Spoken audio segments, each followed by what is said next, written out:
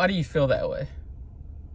Why is it that you think that life is passing you by, that everybody seems to be doing well, everybody seems to be joyful and happy, and like their life is so much better than yours, and you're in this difficult season and life is just throwing you a lot of curveballs, and it seems like you cannot get on base. It seems like you cannot do anything right.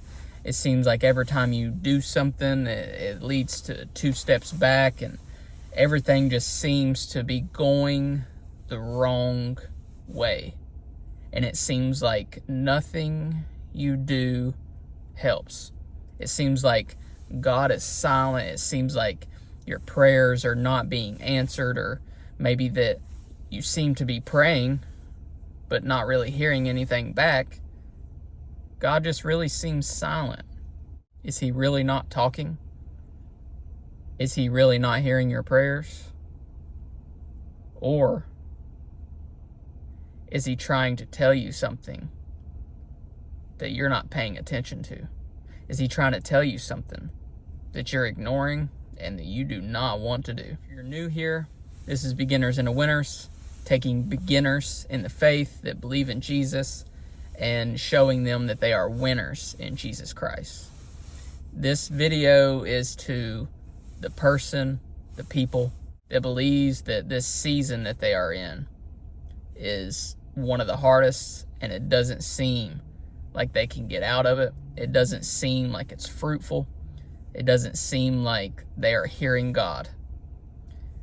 And the biggest thing to remember is being a child of God. You might be in the faith 5-10 years. You have to remember that you are a child of God first. You are a child of the Most High. The Almighty made you as a child of God first. I don't care if you're a man or a woman. I don't care if you're 30 or 70. You are still a child of God. You may be on the meat right now. You may be in a drought. You may be in a season of a wilderness. You may be thinking like, when is this going to end? And God, where are you? How many times did David ask about that? How many times did the children of Israel murmur or talk negatively towards Moses? Or like, let's go back to Egypt. Let's go back to captivity and being slaves and just die. At least we'll have a burial there. At least we'll have food there. At least we'll have something. They were willing to settle and turn back to being slaves because nothing seemed to be working. But in Numbers, I think it's 13:33, you can see what caused it all. You can see the doubt that they had. You can see how they felt so small compared to what God was telling them to do. They could have walked into the promised land within a year, but their doubt, their fear, their murmurings, their complaints, their reasoning for settling, it caused them to go from a 1-year to a 40-year journey to the promised land. And a lot of them didn't make it. So with this season that you are going through that feels difficult, it feels like you cannot get out of it. It's like you're walking through a wilderness, like you can't see ahead. I want you to do this in your prayer time. Ask God what he is trying to tell you. Ask God what he might be pruning from you to bring forth more fruit after you get out of this season. Ask God what it is that you are ignoring. Ask God what it is you need to be working on that you haven't.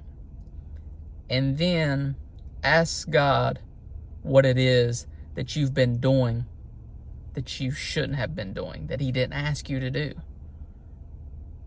And just give it time. And if you need to, if you feel led to, fast during that prayer time. Take all distractions away, put your phone aside, turn it on silent, turn the TV off. get in a quiet place, fasting and praying, and ask God those questions. And be patient. And be quiet and listen to him. He is not forsaken you. He is not silent.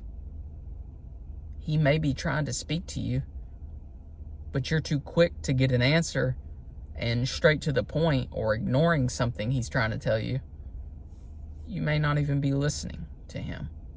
You may not even be noticing he's trying to get you to do something, but you're ignoring it, maybe because you don't really want to work on that, or you don't really want to face that. It might be a fear.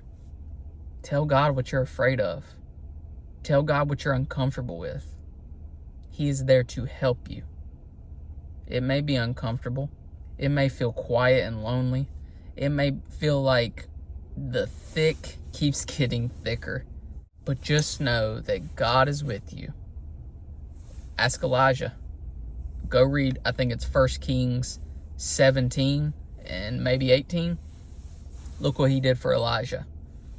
Just think about the children of Israel and their journey. Don't prolong this wilderness.